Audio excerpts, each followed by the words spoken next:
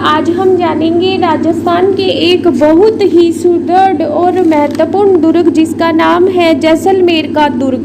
मित्रों, जैसलमेर के दुर्ग के बारे में विस्तार से बताने से पहले आपको एक इम्पोर्टेंट न्यूज़ देना चाहूँगी कि जैसलमेर दुर्ग के जैसी ही मैंने राजस्थान के प्रमुख दुर्गों की जो वीडियोज़ है वो बनाई है बहुत ही विस्तार से। मित्रों, एक एक दुर्ग के बारे में मैंने आपको बताया है, उन वीडियो को ज़रूर देखें और उन वीडियो का जो लिंक है मित्रों आपको इस वीडियो के डिस्क्रिप्शन में मिलेगा। तो मित्रों, जानते हैं जैसलमेर दुर्ग के बारे में। मित्रों, जैसलमेर दुर्ग का निर्माण जो है वो राव जैसल द्वारा करवाया गया 12 जुलाई 1155 को। मित्रों, 12 जुलाई 1155 को इसका निर्माण कार्य राव जैसल द्वारा शुरू करवाया गया, लेकिन ये बहुत ही थोड़ा बनवाया गया, यानी कि बहुत ही थोड़ा भाग ही राव जैसल बनवा पाए। फिर इनकी मृत्यु हो गई, तो उनके बाद इनका एक पुत्र जिसका नाम था शालीवाहन द्वितीय। शालीवाहन द्वितीय ने इस दुर्ग का जो निर्माण है पूरा करवाया। मित्रों, शालीवाहन द्वितीय द्वारा इस दुर्ग का निर्माण पूरा करवाया गया 1164 ईस्वी में। मित्रों, जैसलमेर दुर्ग का अधिकतर निर्माण कार्य वो शालीवाहन द्वितीय द्वारा करवाया गया। मित्रों, इस किले को बनने में लगभग कितने वर्ष लगे? तो मित्रों, इस किले को बनने में लगभग 7 वर्ष का टाइम लगा। अब 7 वर्ष का टाइम लगा, इसका मतलब ये दुर्ग जो है बहुत ही सुदृढ़ और मजबूत दुर्ग है। मित्रों, जिसको बनाने में इतना समय लगा तो काफ़ी विशेषताएं होगी इस दुर्ग को जो इसको उल्लेखनीय बनाती है। मित्रों, ये दुर्ग जो है वो धानवन श्रेणी में आता है। इस दुर्ग की श्रेणी की बात करें मित्रों, ये दुर्ग जो है धानवन श्रेणी में आता है क्योंकि मित्रों ये चारों तरफ रेत के टीलों से घिरा हुआ है। रेत के टीलों के साथ ही मित्रों इस दुर्ग के पास एक पहाड़ी भी है जिसका नाम है गौरहरा पहाड़ी। मित्रों, कहा जाता है कि ये गौरहरा पहाड़ी पर स्थित है, लेकिन पूरी तरह मित्रों ये गौरहरा पहाड़ी पर स्थित नहीं है। लेकिन फिर भी मित्रों इस दुर्ग का एक उपनाम भी है जिसको गोहरागढ़ भी कहा जाता है। इस दुर्ग को मित्रों गोहरागढ़ भी कहा जाता है क्योंकि गोहरागढ़ नामक जो पहाड़ी है मित्रों इस दुर्ग के समीप है। मित्रों, इस दुर्ग को राजस्थान की उत्तरी सीमा का प्रहरी कहा जाता है। उत्तरी सीमा का प्रहरी बटनेर दुर्ग को भी कहा जाता है। तो मित्रों यहाँ पर थोड़ी सी कंफ्यूजन हो जाती है। इस दुर्ग को हम राजस्थान की पश्चिमी सीमा का प्रहरी कह सकते हैं। मित्रों, इस दुर्ग को हम एक और उपनाम से जानते हैं और वो है सोनगिरी सोनारगढ़।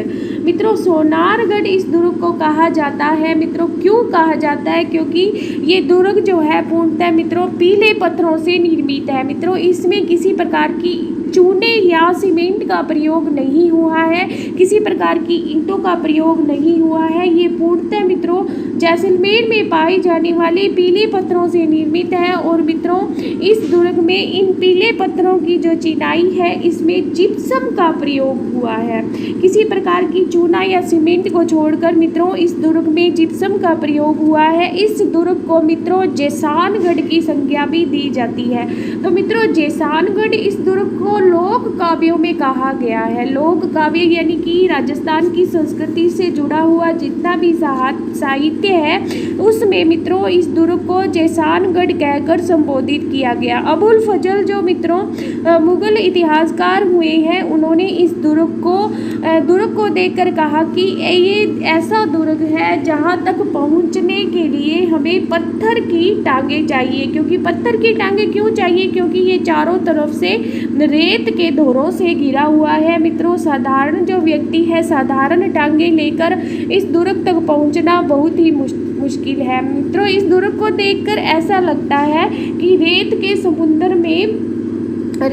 समुंदर में लंगर लिए हुए कोई जहाज खड़ा है, यानी कि रेत के समुंदर में घिरा हुआ ये दुर्ग एक जहाज की भांति है। और मित्रों इसीलिए इसे राजस्थान का अंडमान भी कहते हैं। राजस्थान का क्या कहते हैं?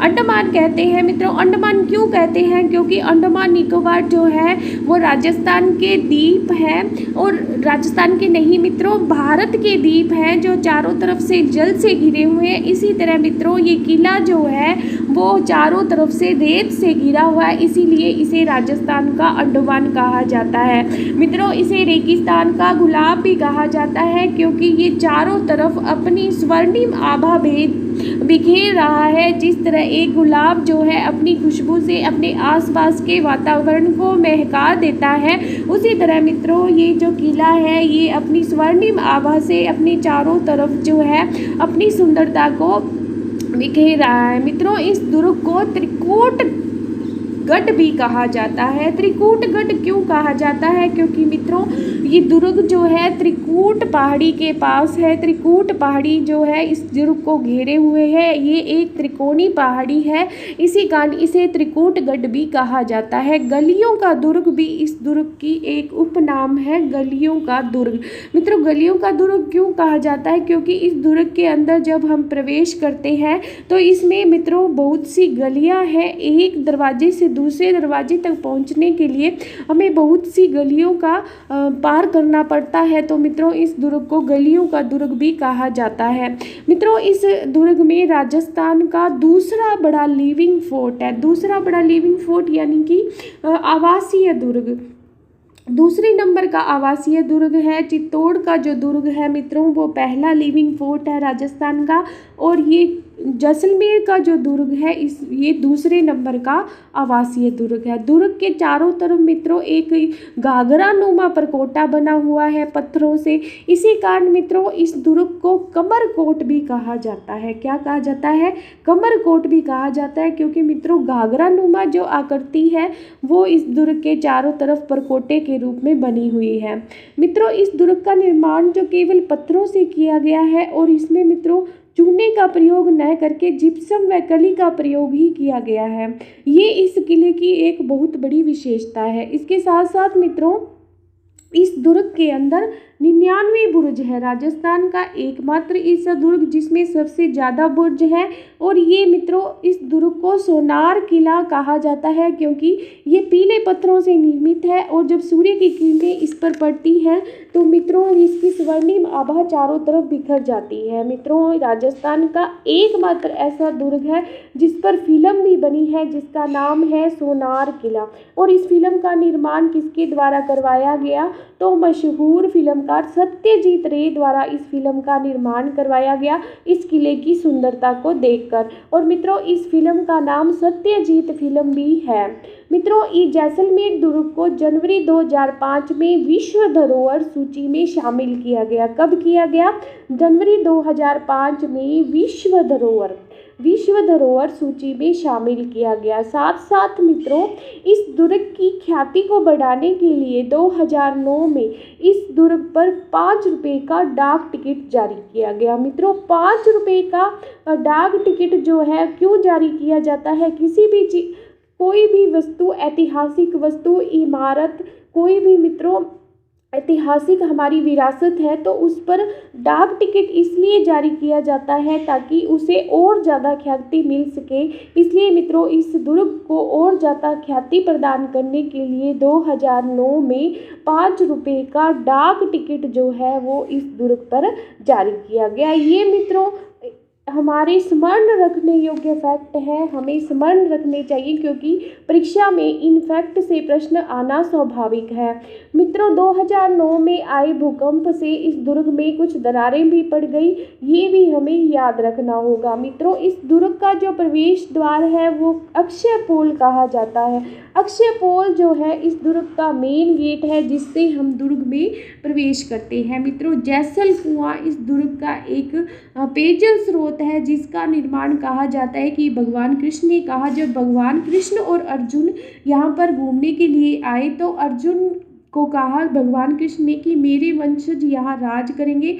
और उनकी सुविधा के लिए भगवान कृष्ण ने अपने सुदर्शन चक्र से यहाँ पर एक कुएं का निर्माण करवाया और उस कुएं को मित्रों जैसल कुएं के नाम से जाना जाता है।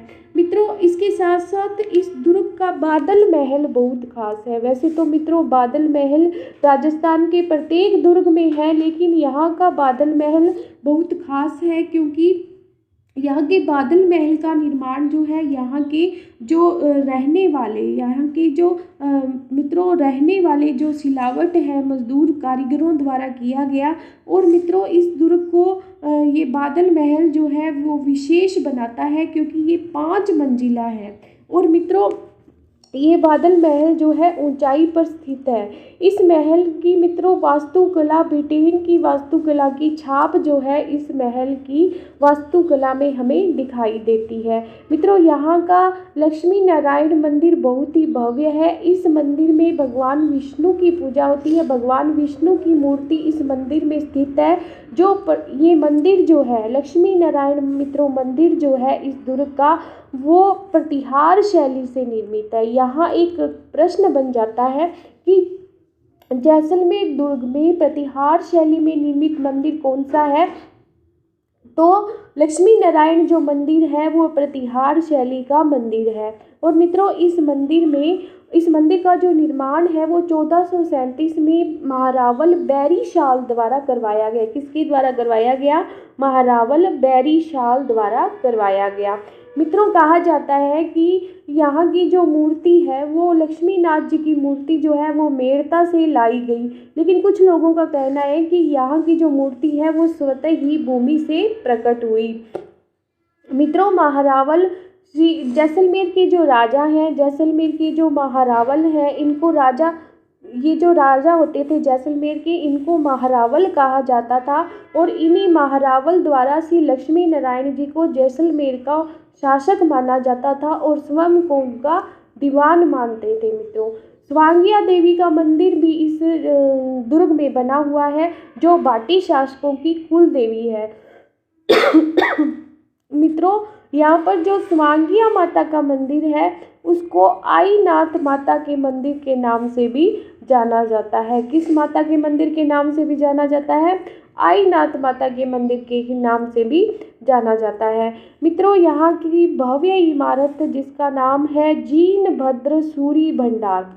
जीनभद्र सूरी भंडार जो है मित्रों ये यहाँ की प्राचीनतम जैन जो पांडुलिपियाँ हैं इस जैन भद्र सूरी भंडार में सुरक्षित रखी गई हैं, जो सबसे दुर्लभ है। और हस्तलिखित ग्रंथों का मित्रों ये एक म्यूजियम है जहाँ पर हमें बहुत से प्राचीनतम जैन हस्तलिखित जो ग्रंथ हैं वो हमें यहाँ मिलते हैं। इसके साथ साथ मित्रों यहाँ पर ऐसे दुर्लभ और हस्तलिखित ग्रंथों का भंडार है जिनका जो निर्माण है, जिनके जो लेखक हैं वो जीनभद्र सूरी थे।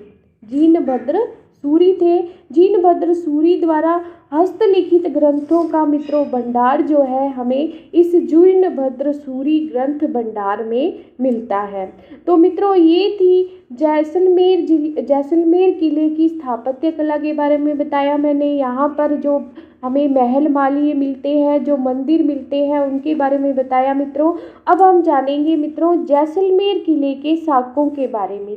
मित्रों साके जो है राजस्थान के लगभग प्रत्येक किले से जुड़ी हुई महत्वपूर्ण घटना है और जैसलमेर किले में भी 2.5 साकों की घटना घटित हुई है। 2.5 साके यानी कि तो मित्रों 2.5 साके जिनमें 2 साके जो है पूर्णतः हुए हैं और तीसरा जो साका है उसमें जौहर तो नहीं हुआ, लेकिन मित्रों केसरिया की जो घटना है वो घटित हुई है। तो मित्रों जानते हैं विस्तार से जैसलमेर के 2.5 साकों के बारे में। तो मित्रों जैसलमेर का जो पहला साका है वो घटित होता है 1299 ईस्वी में। मित्रों 1299 में दिल्ली का जो सुल्तान था जिसका नाम था अलाउद्दीन खिलजी का जैसलमेर दुर्ग पर आक्रमण होता है। और इसमें मित्रों जैसलमेर का जो शासक होता है वो कौन होता है? बाटी शासक रावल मूलराज।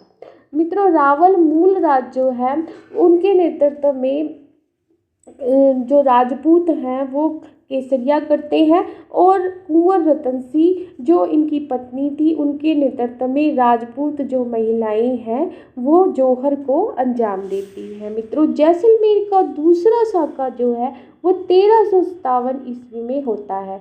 इसमें मित्रों यहाँ का शासक जो होता है जैसलमेर का वो भी बाटी शासक जिसका नाम था रावल दूदा का यहाँ पे शासन था। और मित्रों जिसने आक्रमण किया वो था फिरोज शाह तुगलक। 1357 में मित्रों दिल्ली का सुल्तान कौन था? फिरोज शाह तुगलक। तो फिरोज शाह तुगलक यहाँ आक्रमण करते हैं जैसलमेर के दुर्ग पर और रावल दूदा द्वारा उनका डटकर सामना किया जाता है।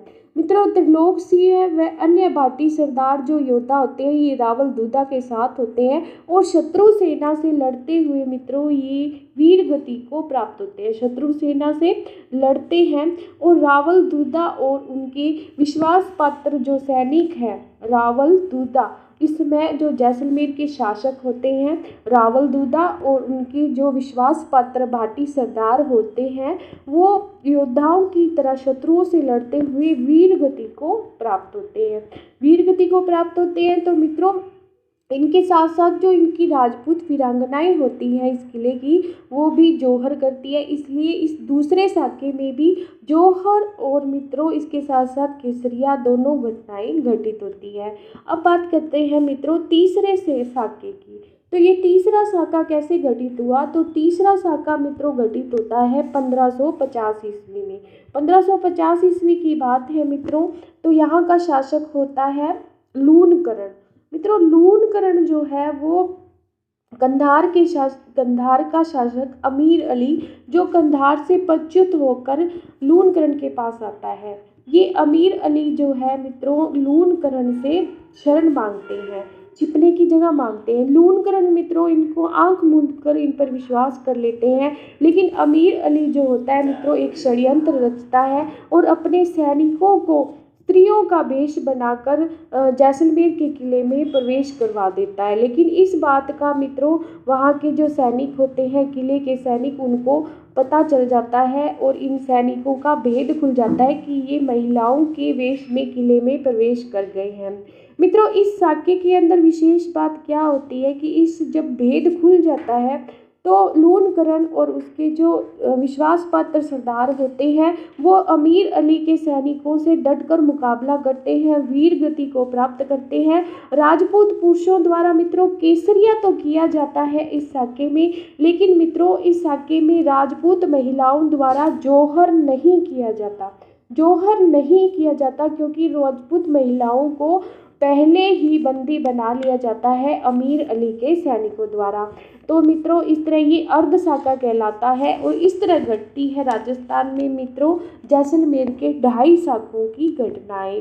मित्रों अब जानते हैं कि जैसलमेर के दुर्ग के बारे में कौन कौन सी उक्तियाँ इतिहासकार द्वारा कही गई है। तो मित्रों पहली उक्ति जो है वो पहली उक्ति है गढ़ दिल्ली गढ़ आगरो, गढ़ दिल्ली गढ़ आगरो गढ़ अधगढ़ बीकानेर भलो चिनायो भाटिया गढ़ सिरे तो जैसलमेर, गढ़ तो जैसलमेर, यानी कि बहुत ही गढ़ दिल्ली गढ़ आगरा, इसके सामने दिल्ली का गढ़ आगरा का गढ़ और बीकानेर का गढ़ तो कुछ भी नहीं है। मित्रों भाटिया को जो दुर्ग है भाटियों द्वारा भाटी शासकों द्वारा जो चिनाया गया दुर्ग है वो जैसलमेर का दुर्ग मित्रों सबसे खास दुर्ग है राजस्थान का।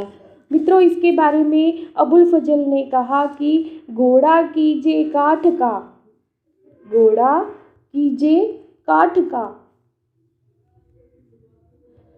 पग कीजे पाषाण, अख्तर कीजे लोहे का तब पहुँचे जैसान।